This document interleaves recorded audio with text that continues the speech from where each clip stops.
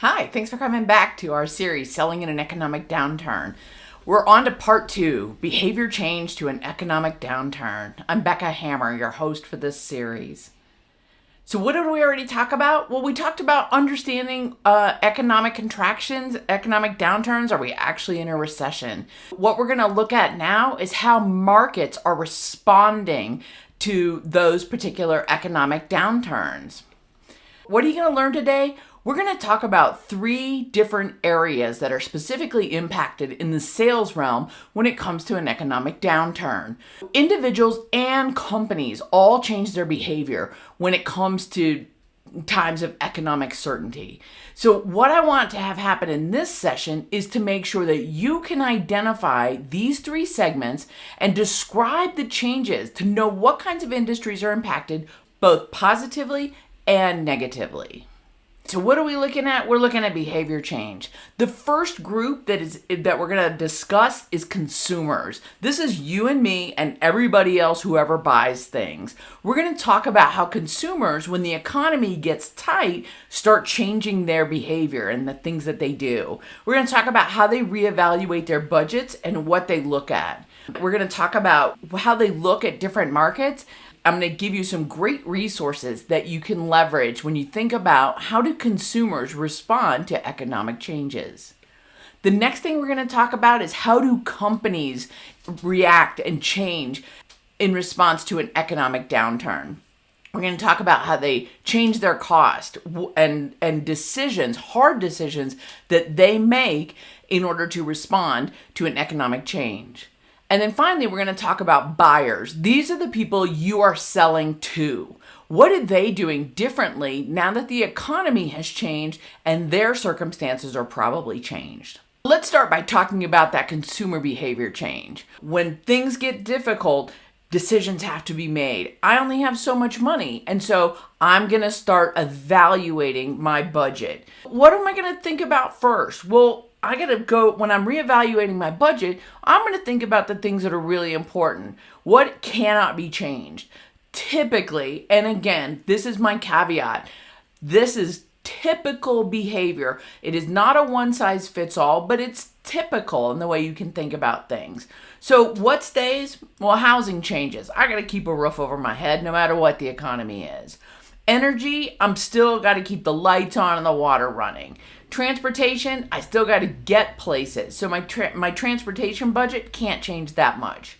I keep making my insurance payments, I keep making loan payments, and I got to keep eating, so I keep buying groceries. A lot of things in this category, people might try to scrimp a little bit, but at the end of the day, they're pretty much fixed costs, and there's only so much they can do about it. So these are going to be categories where investments remain the same. Let's talk about what's next. What goes? If I'm looking at my overall budget and I know that I got to tighten up, what can go? Typically, what that looks like in a recession or an economic downturn is entertainment goes. Travel goes. Now, you might be saying to me, hey, but I know that the travel industry is absolutely booming. I just read about it. You know, I think that has a lot more to do with the pent-up demand from COVID than anything else. People are definitely going to get out, but what I've read recently, and it's now June of 2023, is that with the price of hotels and airlines skyrocketing, people are starting to reassess and reevaluate their travel budgets too. Clothing is it's one of those things where I got closets full of clothes. Do I really need more? What can also go in a budget when I'm reevaluating? A new car purchase. Now, the car market in the United States is crazy for the last 3 years or so, but something like a new car might be something that I reconsider. Can I get more out of my existing car? Do I really need a new car right now? When budgets are tight, that's a question that I ask myself. I also can reconsider or think really hard about large durable goods like furniture. Do I have to have it or do I want to have it? And when I start thinking about it like that, I can still keep my old couch.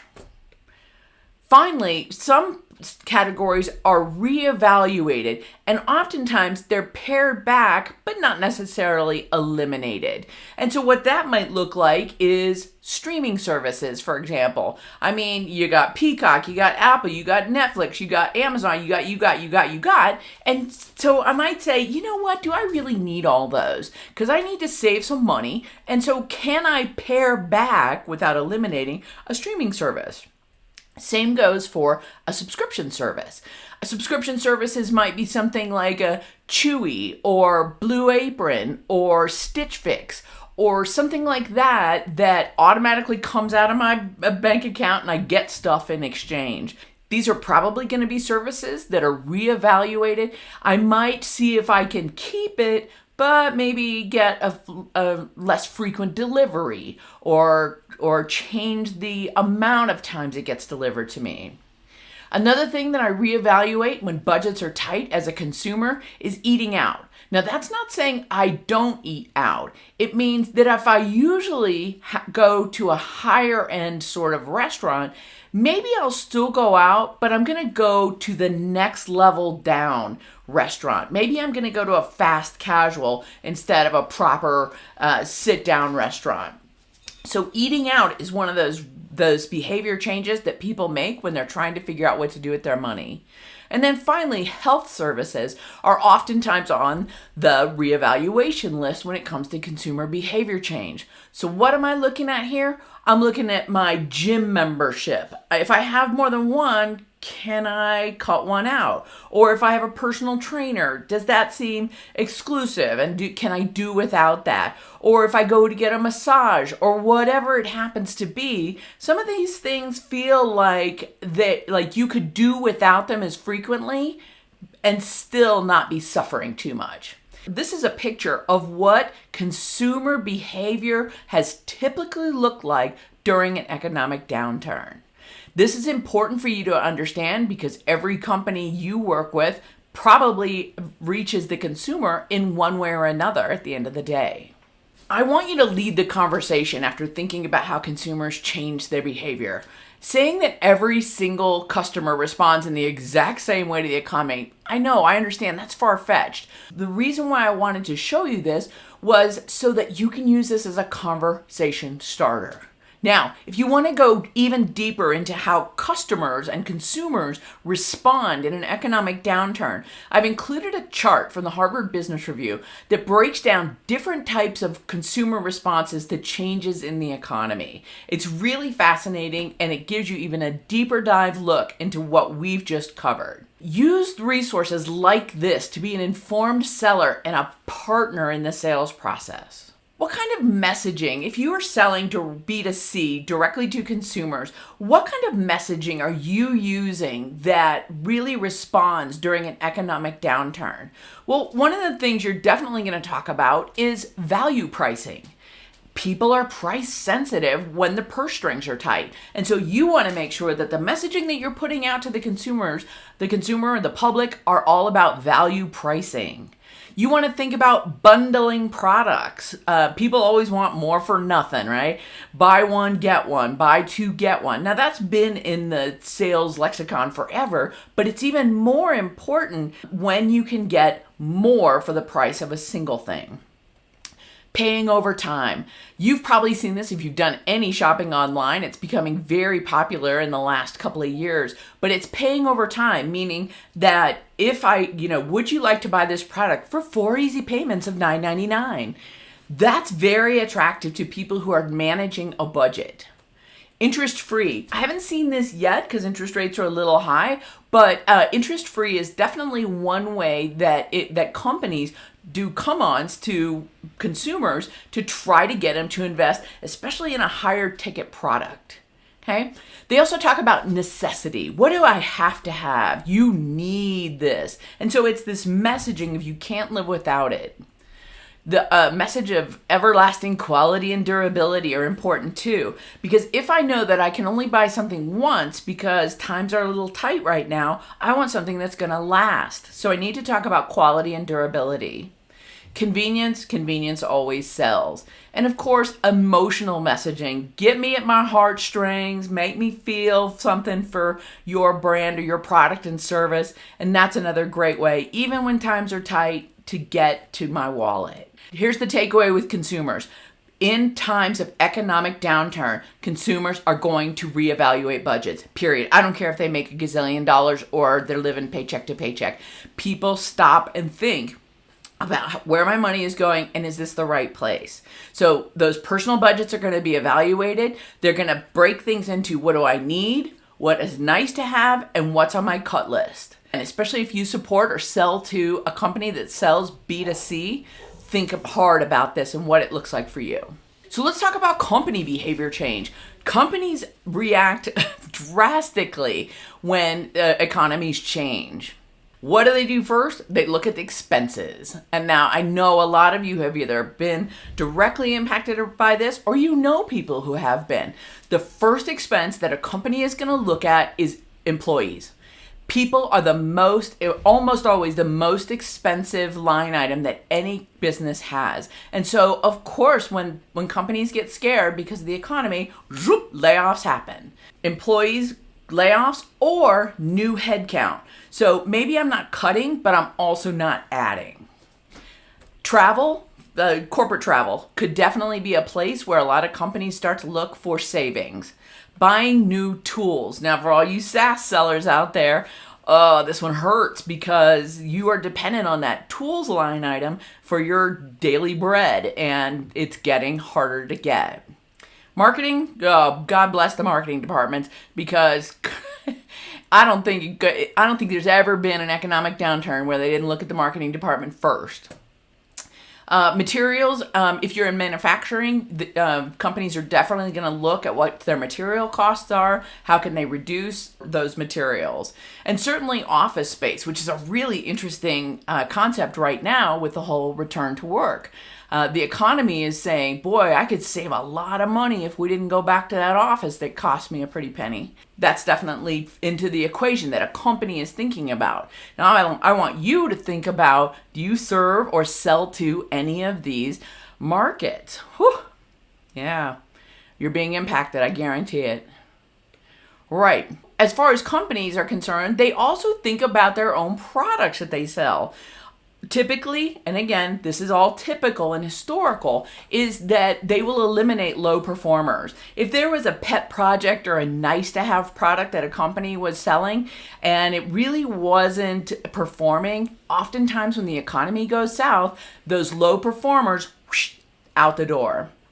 Oftentimes, production schedules are adjusted. Again, it costs a lot to manufacture products, and I can't have a bunch of inventory unsold sitting around. And so I might adjust my production schedule so that I'm doing just-in-time manufacturing.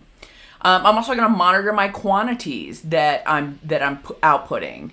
And finally, and this will hit a lot of you, is they want to renegotiate contracts, whether that's for materials or seats or whatever it is. I want to go back to the drawing board about our contract because I got to find places to save money. All right, this last category I think is so important, and I really want to stop and spend a few minutes here. But this is about company strategy. Now, it's not always an either or, but most of the time it is. Companies have a choice. When economic times get tight, they'll do one of two things. Again, typically. The first one, and this is the lion's share of companies, hunker down, wait for the storm to pass. In other words, start chopping, lay off people, don't make any new investments, just literally cut the marketing. I'm literally putting my head down, and I'm hoping to God I make it through it, that we have enough in the bank to get through it. This is so many companies. I love to think that companies aren't like sheep, but they are. They look at what their competitors are doing on the left and the right and the economy and go into turtle mode. Is the company that you're trying to sell going into turtle mode? Are they just hunkering down and hoping to God they can make it through it? You have to ask yourself that question. You have to look at the writing on the wall to see if that's been their response. The second kind of company, and this is much more rare, but it's a huge opportunity when it comes to sales. These people are double down. They say, oh my gosh, with all of my competitors hunkering down, waiting for the storm to pass, this is a great opportunity for me to go out and get market share. Instead of cutting back on everything, I'm going to double down and invest in everything. That seems like really risky behavior, doesn't it? Yeah, absolutely it does. But here's the thing is that traditionally, companies who have doubled down during economic downturns have come out stronger when the economy recovers. Why? Well, they've picked up a lot of market share. If my competitors are all gone dark and they're not doing anything, does that mean that consumers have completely stopped buying? No, it just means they're buying less. So let me go in and fill that space. Companies who are doubling down, who are reinvesting in marketing, who are reinvesting in their sales organizations and their product development are usually winners at the end of economic downturns. The reason why this is so important is because you need to understand who am I connecting with and what is their company's stance on their strategy regarding this economic downturn. Don't make any assumptions, ask. I know we're not supposed to talk about people being winners and losers, and we're not talking about people, we're talking about companies, so it's just fine. So let me talk to you about some categories that are traditional winners. You see how the word traditional is italicized? It's italicized for a reason, and it's because the only thing we know for sure is what has already happened. That does not mean that that is the situation today, so take that with a grain of salt. There are categories that oftentimes do better during economic downturns than others. They include groceries. Remember how we talked about that consumer cut list and groceries were on the must-stays? Yeah, groceries.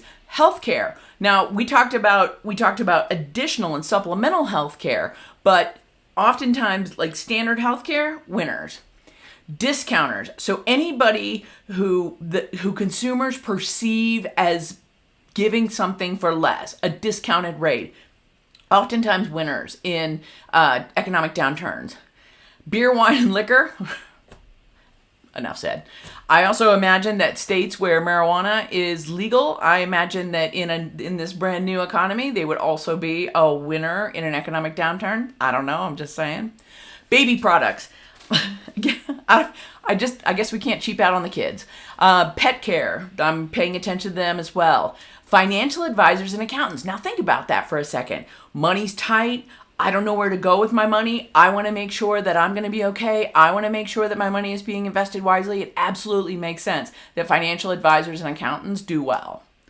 Cybersecurity, because guess what? When people get desperate, the criminals come out. So I can see where cybersecurity would do quite well in an economic downturn. Repair shops. Remember, I'm not buying new. I'm going to try to repair what I already have because in that personal budget, fixing it is more affordable than buying new. Governments usually do well. Education, I think a lot of people think, okay, so I've been laid off and I want to position myself the next time for a better opportunity. And if I go and get my degree, maybe I'll be better prepared. Education.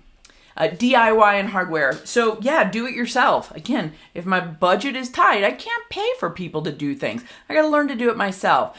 And the accessories and the needs that come along with that. And then, of course, gold and silver, always traditional fallbacks on precious metal. These commodities are always considered a safe harbor in an economic downturn. Are there more than this? Yes, of course there are.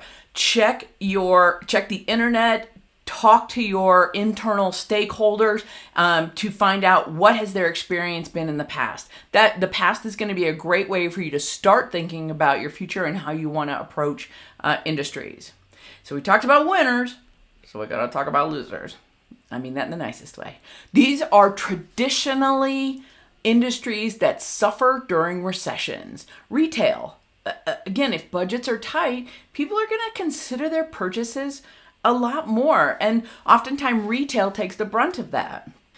We talked about eating out, so restaurants, the mid to high-end restaurants oftentimes suffer in a recession because people just don't feel like they have that kind of money to spend. We talked about travel and tourism. Again, with this one, it's been a little weird because there's a lot of pent-up demand from COVID, but a lot of times because of the price tags, people decide that going on a luxury vacation or traveling abroad or doing the big cruise, maybe that's not in the cards. Maybe we'll do something closer to home. Service providers, personal trainers, house cleaners, people who do things like that are oftentimes, unfortunately, negatively impacted during these because people think of those as extras.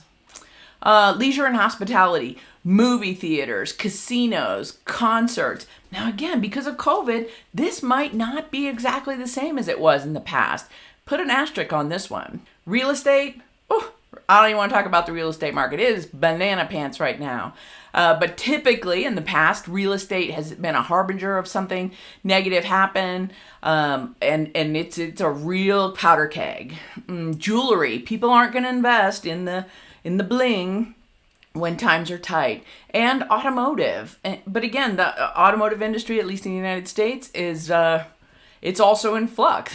So remember, these are traditional. And so before you say, well, Becca said that they were, losers, check and see what today's economic circumstance is doing to any of these categories.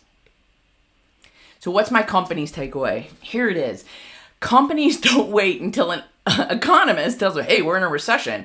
Monthly and quarterly leading and lagging indicators tell companies what's going on. They're also taking clues from competitors. They're listening to their boards about what to do. Again, a lot of companies, cut and pray. Let's just cut everything, hunker down, hope to God we make it. There's going to be a handful of companies out there that have said, nope, this is an opportunity. We're going all in. So here's the question is, what is your customer, what is your prospect industry doing? Don't assume, ask. The final category I want to talk about is what buyer behavior change is. Now, when I say buyer, I mean the person you're trying to sell to, because guess what? They're impacted as well. When it comes to your buyer's budget, if they're like most of the companies that are hunkering down, it's probably reduced a lot. They want to renegotiate their contracts like we talked about a little bit earlier. They're going to be looking for value added. In other words, I want more than what was stated in the contract. I want above and beyond. They're really going to be reluctant to make long-term commitments. And again, this probably isn't your buyer. It's the decision maker. It's the economic buyer. It's the finance department. It's the board, whoever helps make big decisions. So they won't want to make those long-term commitments because the future is uncertain. The other thing you're also going to see in a budget is that so many eyes are on the deal now, man. If you had a sales cycle that was, say, 60 days, expect it to increase. Why? Because if every nickel is being scrutinized, then everybody wants to get in on it to make sure that it's a good choice, that we're making a good decision here. What else are buyers going to do with the products they already have? They're going to get rid of low performers. If you're a low performer, if I've purchased your product and it is not performing very well, when the contract expires or if I have the opportunity, you're out. I got to cut budget, okay? When it comes to products, single function, out. Those boutique niche, I do one thing and one thing only tools, in an economic downturn, it's very rare that you're going to win out over a tool that is multi-use. Also, you got to integrate with my existing products and workflows. When times are flush and there's lots of personnel and I have lots of headcount to be a specialist or an owner of this particular product that doesn't work with anything else, that's okay. It's acceptable. When times get tight, boy howdy, it's just me. And if you don't if you don't play nice in the sandbox with everybody else, you got to go, or I'm not going to buy you in the first place. Here's the strategy part with buyers, and you have to think about, again, stop trying to sell stuff and think about their position. With fewer employees, because maybe I had, either I can't find help or we've been downsized, but fewer employees means I need more support from you. You can no longer count on people throwing it over the fence and hoping to God somebody on the other side will pick it up, okay? I'm going to go with a proven winner. It's not that your brand new thing into the market isn't amazing, but I'm scared and I can't make mistakes, and I got to go with proven winners. So understand that behavior. I am very risk averse. If your product shows risk, or I don't know, or I still have question marks around it, figure it out, seller. You got to figure out how to position that to alleviate risk. Because why? Because I'm doing more with less. Everybody's heard that most annoying phrase, but it's true. Do more with less. Are you, as a seller, positioning your product, your service, your support, your whatever as helping you do more with less? I don't know. Tell me. All right, so here's the buyer takeaway. When economics are good, my risk is so low. I can make mistakes. But when that economic downturn changes, my stakes are high. I'm scared. I can't make a mistake. I can't mess this up. So understand that my budgets may have been cut. Understand that a lot more people want to have eyes on the deal. Understand that this isn't going to be a quick turnaround situation. Understand that I may need additional support, because where there used to be 10 of us, there's now 3.